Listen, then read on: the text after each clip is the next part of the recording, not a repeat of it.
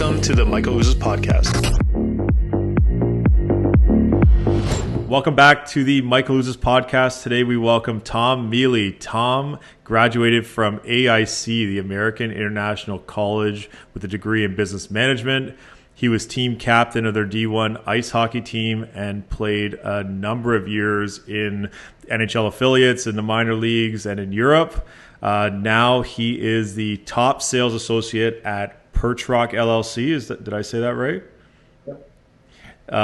And he's also, we met through Tom's podcast that he hosts with Bob Lachance called Pucks to Properties. Definitely go check them out because it's a really cool platform. They talk to retired and current hockey players and their connection to real estate, which is pretty awesome. Welcome to the podcast, Tom. Mike, thank you. Appreciate it, man. Thanks for the kind words. That was awesome. Yeah. The internet's pretty good. You can do a little research there. Let's get started with your career. And before we get into the real estate stuff, I'd love to just talk about your path. So you're playing junior in Canada and you ended up in the US, NCAA. Like, what was that transition like getting out there? Well, being from New York City, there's just not a lot of hockey. It's not a hockey hotbed. You know, the Long Island New Yorks, the Buffaloes, the Syracuse's, they're more known for developing hockey players. And I played roller my whole life, and it was something that I was on house leagues until I was in high school. Never played organized travel, never did anything along the lines of your typical guy that you see in terms of resume. And after, I think it was like junior year of high school, I got recruited to go out to Long Island to go to a prep school out there. And then I started kind of learning about the USHL, the NAHL. I didn't know about any of that stuff, coming where I came from. Just kind of learning about, different paths that guys are taking. Went to a whole bunch of open tryouts for the EJHL and local stuff. Got cut from, close to 10 teams. And then finally, it was my senior year of high school. Me and a buddy, we went to, it was in Toronto actually. It was a summer showcase. It was an open thing for like junior teams and colleges and stuff. You paid your own way.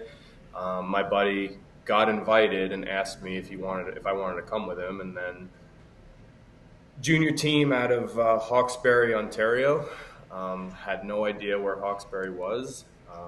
Never heard of that town, and the coach at that time was Eric Veilleux. He's now the assistant in Syracuse in the American League. Coached in Shawinigan for a number of years, won a Mem Cup there.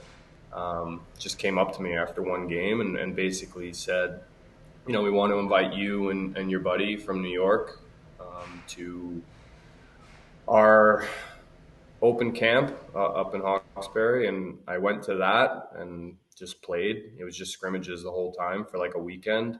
And then from there, I got an invite to main camp and then made the team out of main camp and was there for 2 years. I left, went to USHL, came back for a third season and played my entire junior career there. And then at that point, I kind of started learning about, NCAA, the major junior route. Did I want to continue and play tier 2 junior A, or did I want to maybe go to a Q tryout or an OHL tryout? And, basically I knew I wanted to play in college. I knew I wanted to go close to home. I remember I was homesick for a bit. So, most junior teams were far away, and the college route was something that I kind of educated myself on and learned a little bit more about, and started talking to a few teams. Nothing ever came of it. Never really got any real offers. Some 1 for 4s, some 2 for 4s. So I just kept playing until I aged out a junior, and then I think I committed to AIC 3 months before the season started. So it was super, super late in the year. I was like, okay, you guys are going to pay for my school and it's 2.5 hours from New York.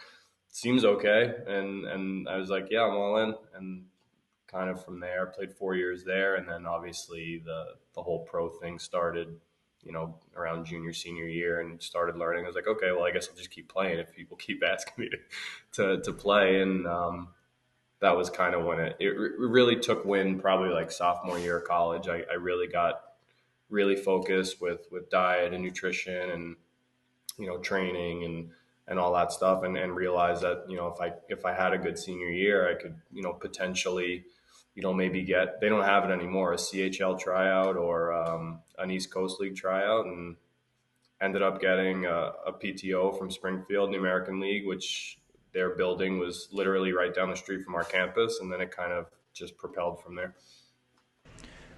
That's pretty awesome. What a story. I mean, I'm looking now on Elite Prospects, and your first year Hawkesbury had 25 goals. So you're going from playing roller hockey to coming to Toronto to do one of these tournaments. And those that don't know, it's like they do these prospect tournaments every year where like team players come, and there's a lot of, you're getting recruited to junior A, to the OHL, NCAA. Like they have a lot of scouts there. So you go to Hawkesbury, which is outside of Ottawa. Am I right? Like it's like basically you're almost between Ottawa and Montreal. Like you're like on the edge of Quebec, basically, right? Like it's way out there, way east. It was an hour east and west to Ottawa, Montreal, small French town. A kid from New York.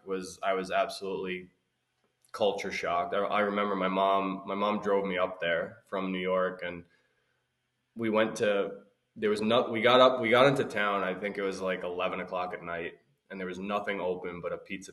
And I never knew what pizza was. So we went in there, my mom and I, we ate in our car, and then the hotel room, and then the next day was tryouts. So it was like literally just flying by the seat of our pants. I was like, all right, well, I guess we're here. I'll go to the rink, and then it was kind of just downhill after that. That's pretty awesome. I think there's like 3,000 people in that town, or 10,000, something. It's super small. It was amazing. That was the best. I still talk to guys on that team. I'm in contact with them. I try and see them once a year. There's a group of like 5 of us that still keep in touch from because we were all 17 years old at the time, and we're all 37 now. And these are guys I've known since junior for 20 years I still chat with. We're still in the same group chat from junior. It's crazy. That's amazing. And I mean, you had a very successful junior year. You get in junior career, and then you get into NCAA. 4 years. What was that like the jump from junior to NCAA when you first got there? Was it what you expected? Was the jump bigger than you thought, or was it kind of like were you just kind of rolling with it just the way you did getting into junior? It was a weird mentality back then. I really didn't have expectations going to new teams. I literally I would train my ass off in the summer and just show up and just kind of see what happens. That year, this is back when AIC was shitty. Like now they're an absolute powerhouse. They win the Atlantic League almost every year. They're in the tournament almost every year. So I think total in my 4 years of college, I think we had like 20 wins in 4 years. So now Coach Lang and the rest of the athletic department have just transformed that program into an absolute behemoth, and the success they're having is amazing. They're playing in an American League rink now. They've got a whole new setup and system there. But for me, we were always the runt of the litter in Division I hockey. So there weren't really any high expectations. It was just, compete, do as best you could, and, get your degree and get the hell out of there. That was kind of what everybody, the mindset of the group that's there. And now it's just completely different. And I'm super happy for those guys and the way they've turned that program around. It's pretty amazing how things change, especially in I find in college and OHL, same kind of thing. Like you can have cycles of where a team is really good for a period of time, and then they got to rebuild from scratch. Because if they're not good and they recruit well, and then you get the same core for 3-4 years, and then it kind of rinse and repeats from there. Then you go on to play, I'm trying to count the seasons, 10 years pro? I don't know. 12 or 12. 12? You want to if you count the COVID year, if you count the last year playing in Danbury, I think it's 12. Something like that. So 12-year pro career. I never expected. So Isn't it awesome? I mean, you have stops in Fort Wayne, Alaska, Cincinnati. What was that like? You were playing in the coast. What was it like? I mean, first of all, to play that long and to be in a league like the coast is very high turnover. So to play for 12 years in the league and be able to like stick in the league for that long a period of time is a big testament to you and I'm sure your work ethic that I could just tell from the small times that we've chatted. But what was that like? Like, what was the journey like? Did you have any favorite teams? Did you have any like aha moments, like when you went to the UK? And I'm also curious of that. Like for me, I did 3 years on the coast, and I was like, okay, well, this isn't happening for me. I'm ready to go to Europe, but you were there much longer. So could we talk about that a little bit, like the journey? It was funny. Again, out of college, when I got cut from my PTO in Springfield, I went back to school. I was training, and my old roommate was Frankie DeAngelis. He's retired. He only played a couple of years. He was playing in Fort Wayne. He basically got me to Fort Wayne at the end of my senior season to just for playoffs, because back then you couldn't play the rules were different. You couldn't play regular season if you wanted to play in the playoffs. So I went there and like just bag skated for 3 or 4 weeks, and then I got in a playoff game. Whereas now you need certain amount of regular season games to play in playoffs, so they kind of flip flop that whole rule. But I went there, had I guess a good playoff run. I played 2 games. They got eliminated in the second round. And then the next year I signed I had no offers, basically signed for league minimum, which back then was like $350 a week. I believe I still have the first check that I ever got. I framed it actually, because it was like, and I gave it to my dad as a joke. I was like, here's my first bonus. I think it was like 350, but it was like 285 after taxes or something. And then actually that was my full rookie season. And back then Fort Wayne wasn't in the coast. They were in the Central League. And then the next year they merged with the ECHL. So I went there, played a full season, was third line majority of the year, 10th forward, in and out of the lineup. I think I played maybe 50 games. I don't know. Off the top of my head, I was strictly a role guy. Had some great players on that team. Again, it was my rookie year. I was just getting my feet wet, just kind of earning my time, and we went on to win a championship that year in my first season. So I had a cup my first year in the league, and then after that, I believe it was off to Alaska. So sorry, my phone's ringing right now. And then I spent 2 years there and actually won another Kelly Cup there. So it was, I think I had 2 in my first 3 seasons. It's incredible. You're well decorated. I would have missed you in Alaska when I was in Fresno and then Vegas, but I think I left. I would have left like 2010, 11, I believe it was. So just a year or two before you there. How'd you like playing Alaska? I mean, it was wild. It was awesome. We had a great. That was actually the year of the lockout. So the fact that I had a job that whole season was remarkable as a second year guy and didn't get pushed down or get pushed out.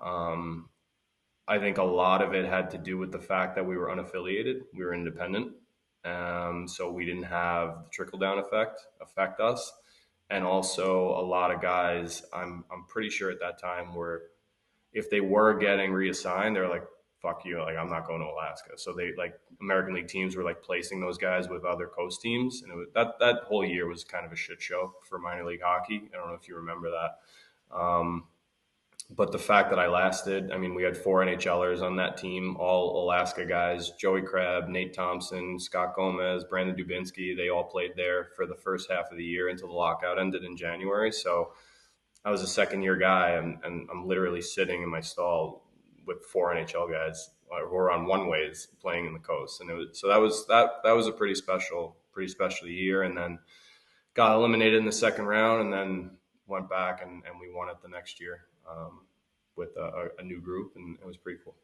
That's awesome.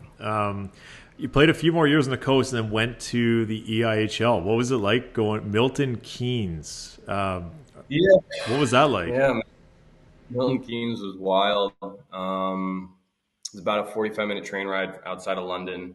That year, I believe, I came off a couple good years in the American or in the coast. I think I was in Cincinnati at that time.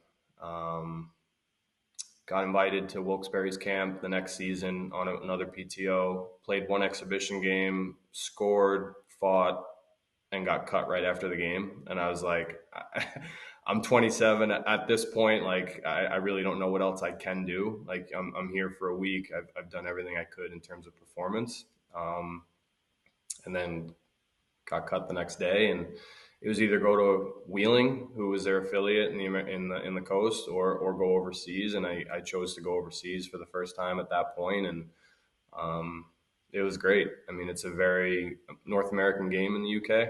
I think that's why it kind of fit me a little bit better, just because of my style and the way I play. But it was great. Had a good year. Broke my foot twice. Sat out a bit, and then that was it after that.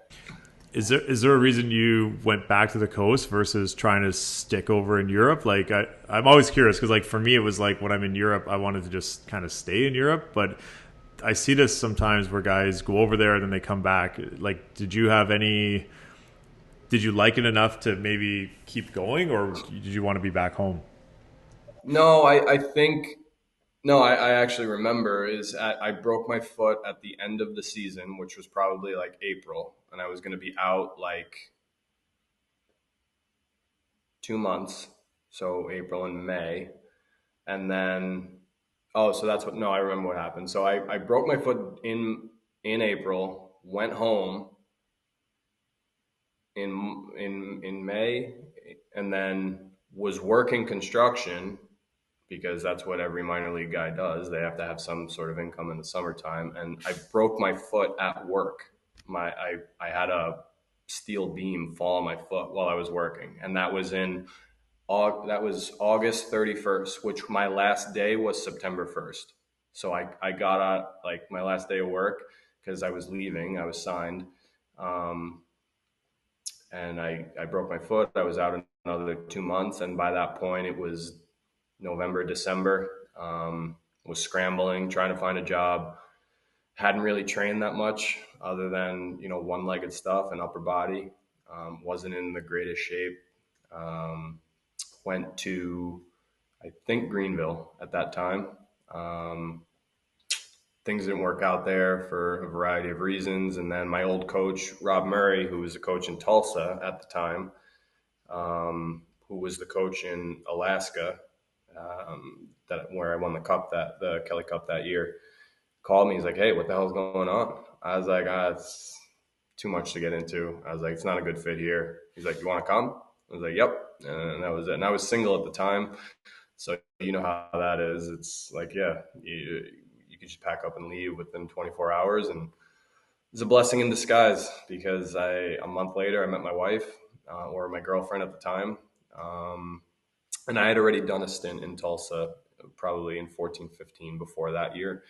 Um, and this was 18, 19, I believe, and met Ashley. And is that, like I said, it was a blessing in disguise that everything happens for a reason. And we dated for a couple of years, and now we're married and have a kid.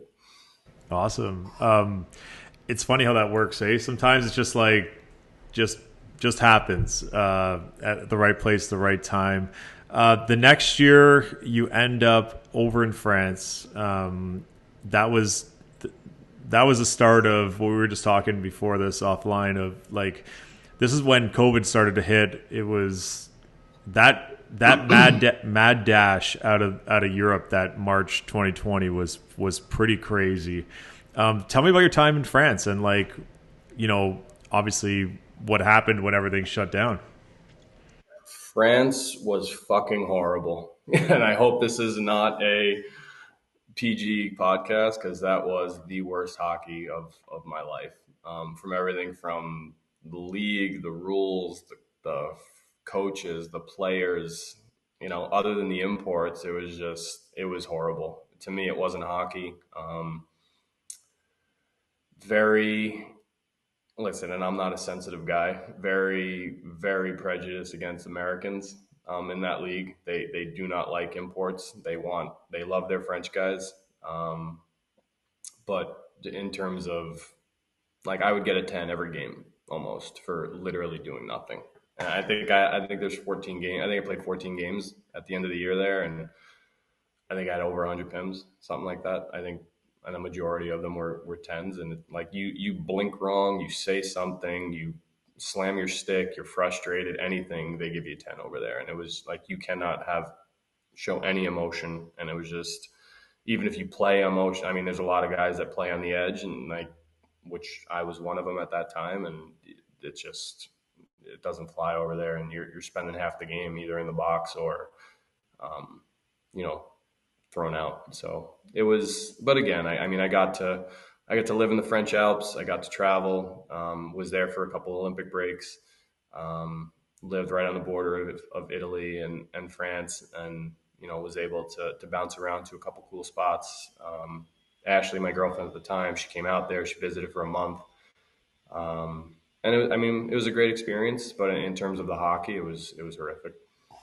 Yeah, sorry that was the experience over there. I don't know.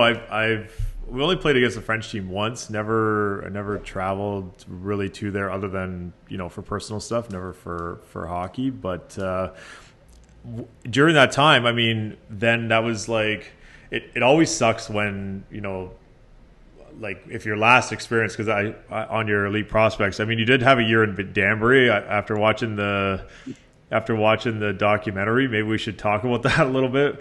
But I do also want to jump over to the real estate side of things. And one thing that when I was on your podcast and we talked about that we had in common was March 2020, kind of that COVID range, that COVID time was when you and I both kind of made the jump towards real estate, or at least that's what it sounded like on the podcast. But I would love to hear like your entry into real estate and why real estate and how that all kind of came together for you.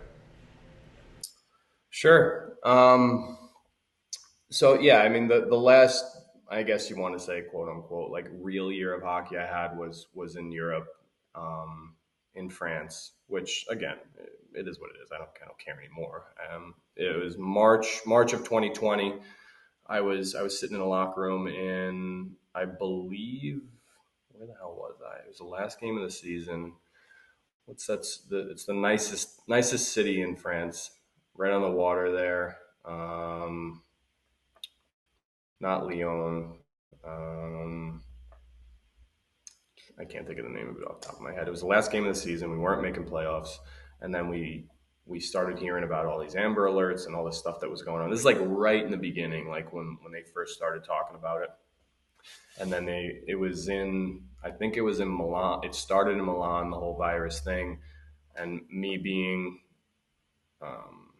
45 minutes from Torino, like they were talking about shutting down the airports and and I'm just thinking like, how the hell am I going to get back to the US? And I remember the last game of the season, or before the last game of the season, I already had my flights booked home with the PA or the PR guy for the team. And I wanted to change it because it was like 2 weeks from like the last game. And I go, he's like, if you want to, everything, you know how it is in Europe. If you want to get anything done, you got to like crawl over and jump through 9 million hoops to get something done. So I went to the local agency in town, which of course isn't open at 2:00 on a Tuesday because they're at friggin' lunch for 6 hours, and you can't run any errands during the day because no one's available. But I went there, and he's like, what are you worried about? The guy was talking to me. He's like, you never had a cold before. This is just going to pass. It's just media. I'm like, okay, like just like change my flight. Like, I don't want to be here anymore. Get me the hell out of here. I'm not waiting 2 weeks until after the season's over. He's like, it's already booked. It's paid for. I was like, screw this. I went online, booked my own flight. Literally, the game ended. I threw all my shit I took just my personal stuff, my skates, my sticks, and just everything that was mine. Threw all the team stuff in a cart in the middle of the room. called my own cab, went right to the airport right after the game, didn't go back on the team bus. And I was on a flight to the UK.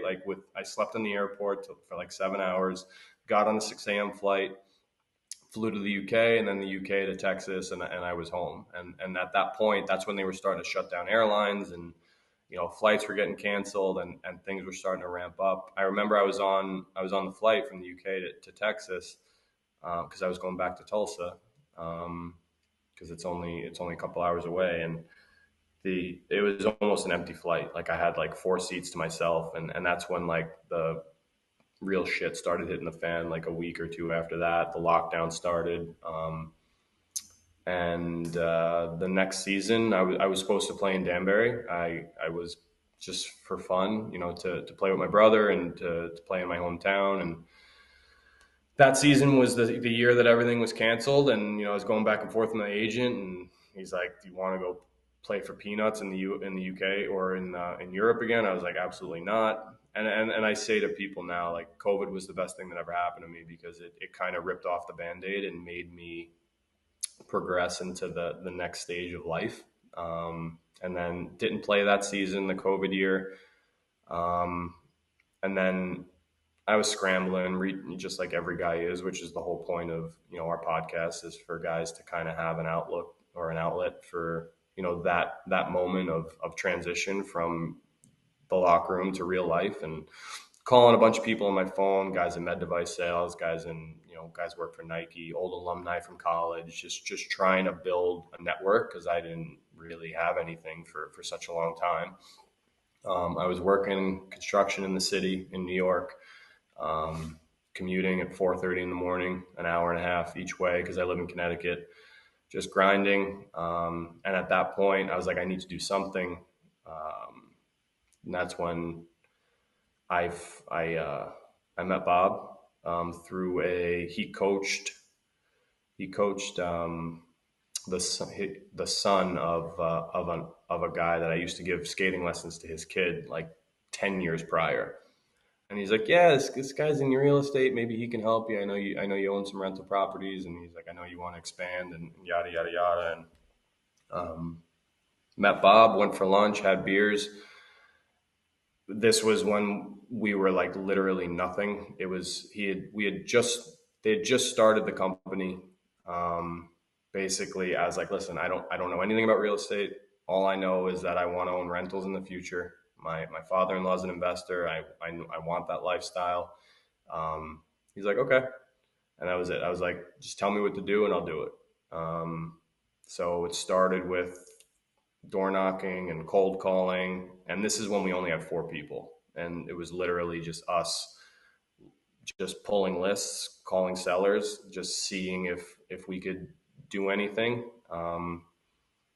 And then during that time, I was basically just running around Connecticut, Mass, Rhode Island, New York, just doing whatever they needed me to do, picking up rent.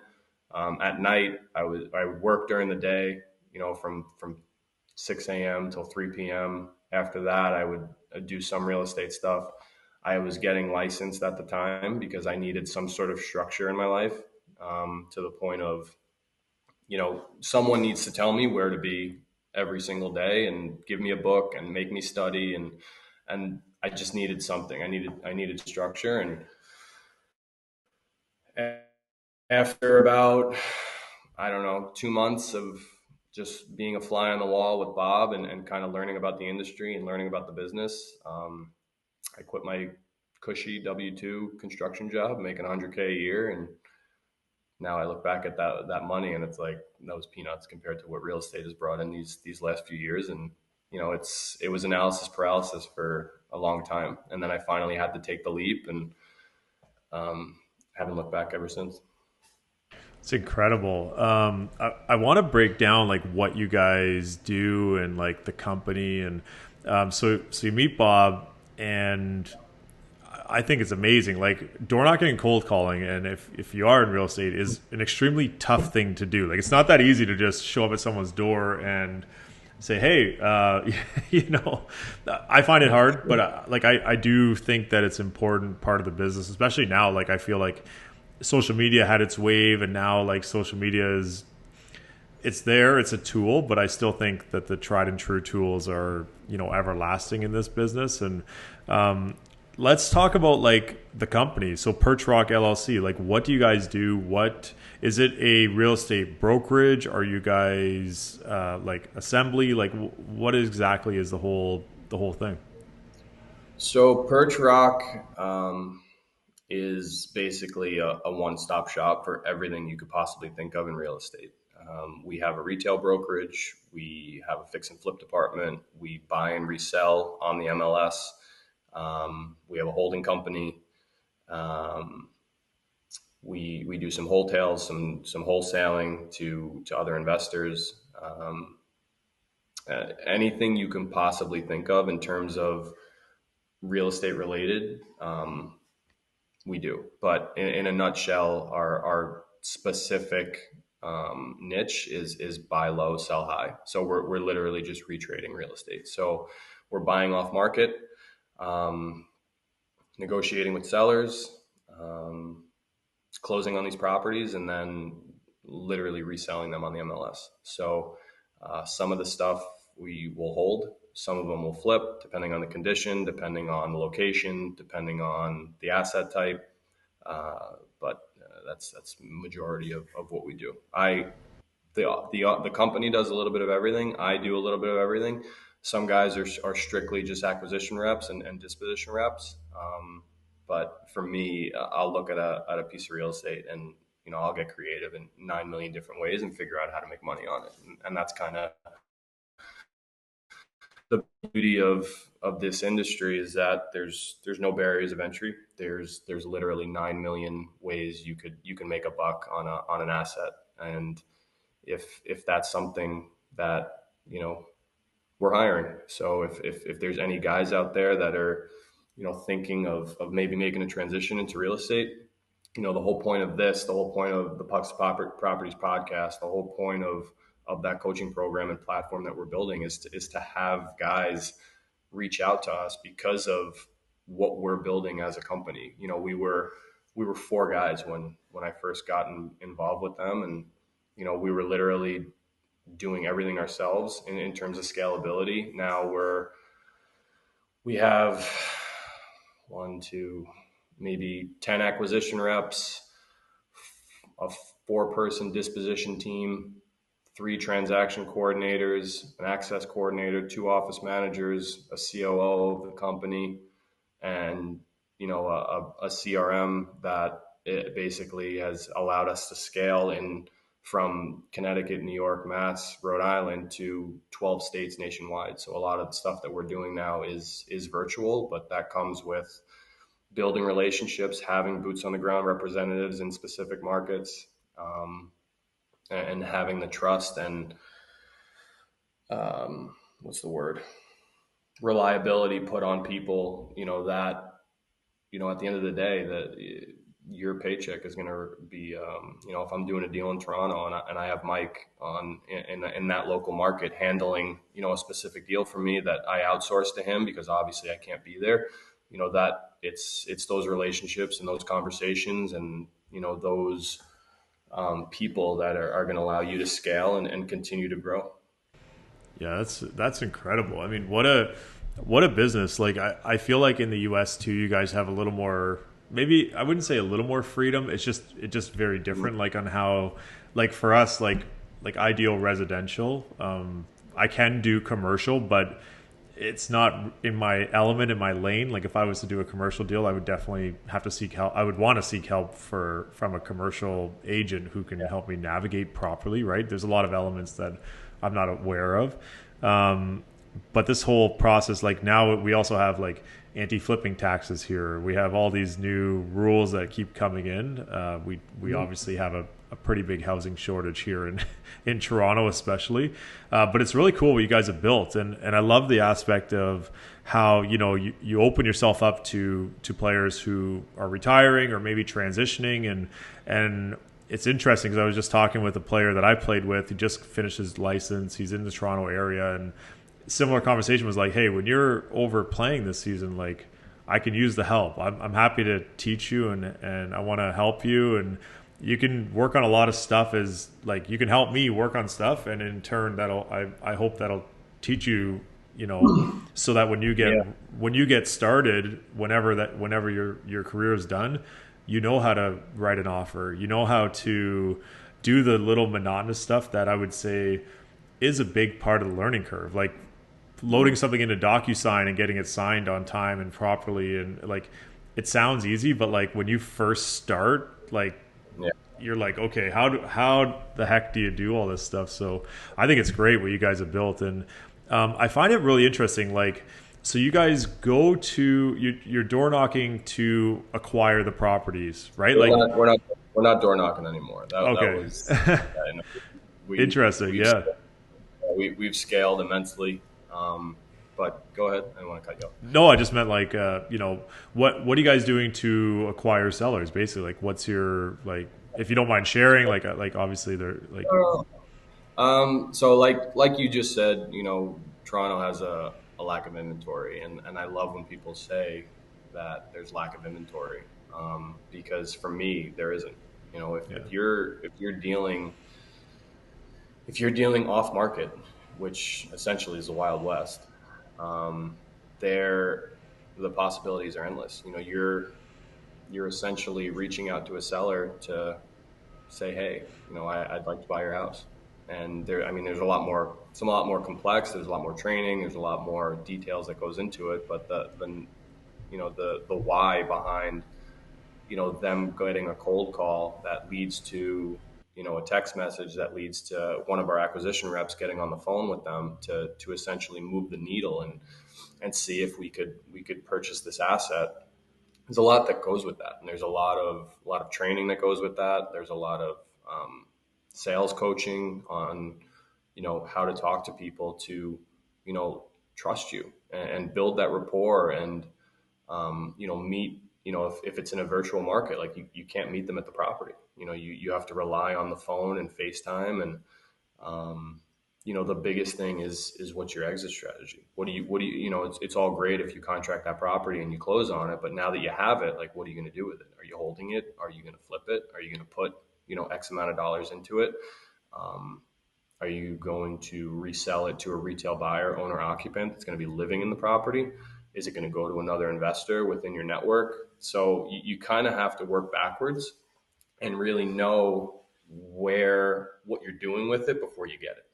So that's kind of the hardest part. And, it comes with a 4 to 6 month training period for our guys that, you're not going to have success. It's going to take months and months and months of training and focus and discipline and determination to, acquire these assets. And once you acquire it and you get it under contract, like, how do you get it to the closing table? You have to go through inspections, you have to go through appraisals.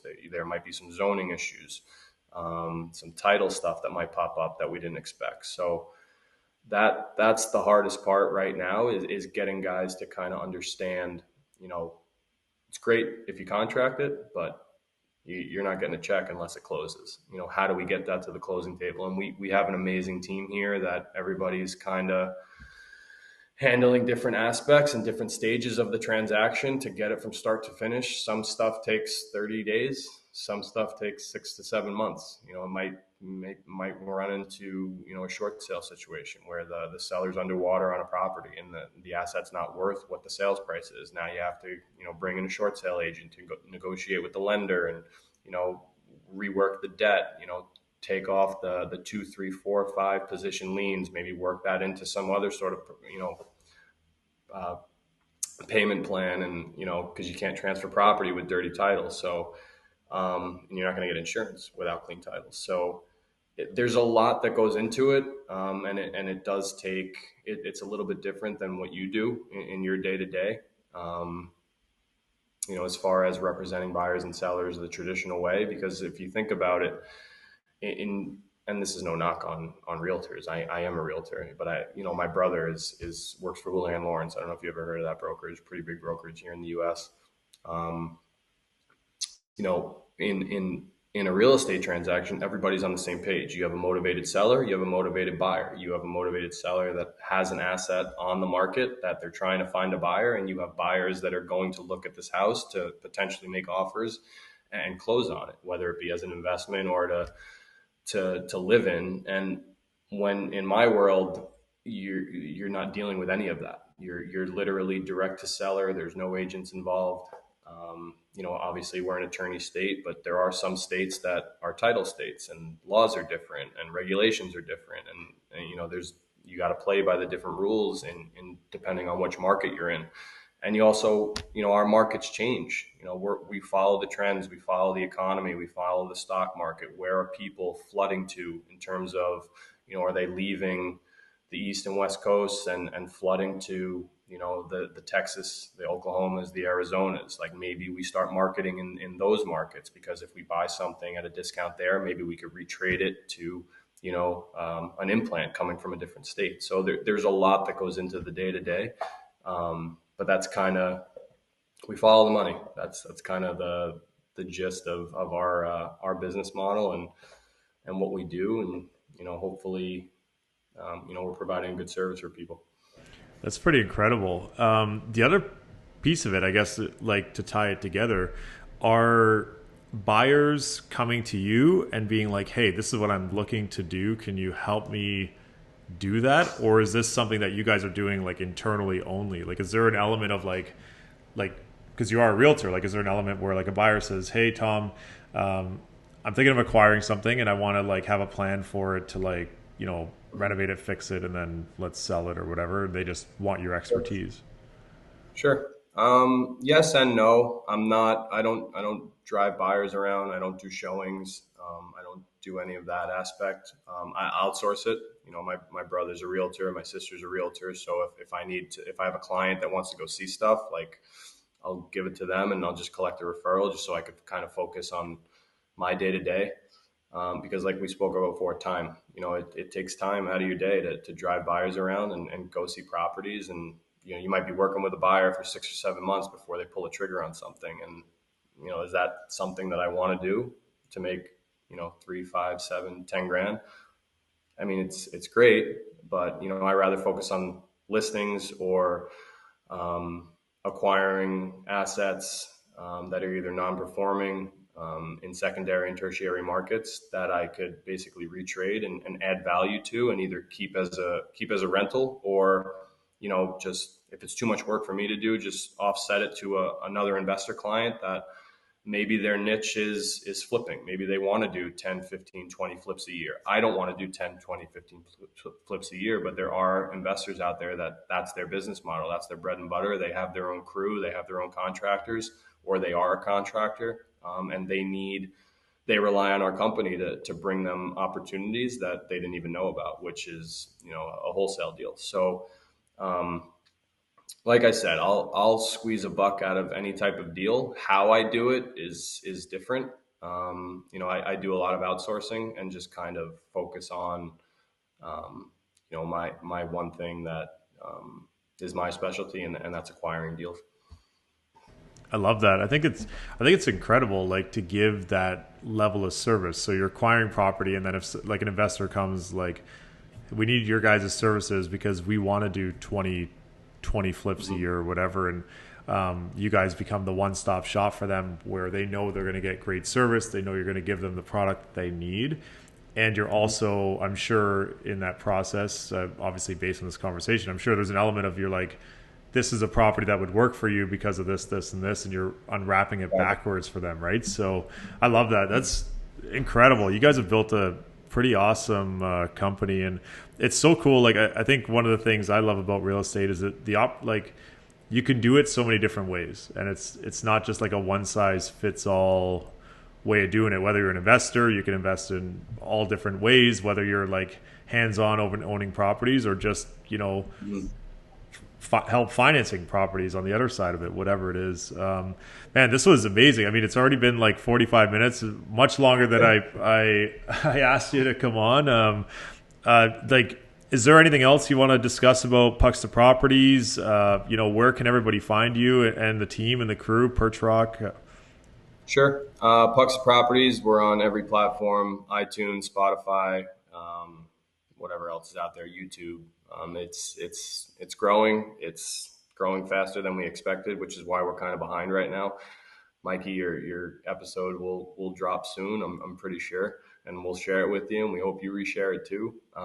But it is that whole platform is being built out right now to kind of help the ex-athlete or the ex-hockey player specific, whatever it is, to kind of reach out to us and kind of pick our brains. And I mean, we've had probably 5 or 10 guys come in for interviews that are, out of NCAA, out of junior, out of pro, that are been recruited. Our recruiter right now, I forgot we have a recruiter as well that is kind of focusing on, the culture and the outlook and the company we're trying to build in terms of we're trying to build a locker room, to basically surround ourselves with ex-athletes that are now ready to make the transition into the business world. And, whether you played soccer, football, hockey, there's a certain level of grit and determination and focus that, comes with being an ex-athlete, as because you wouldn't have gotten to the level you did without that.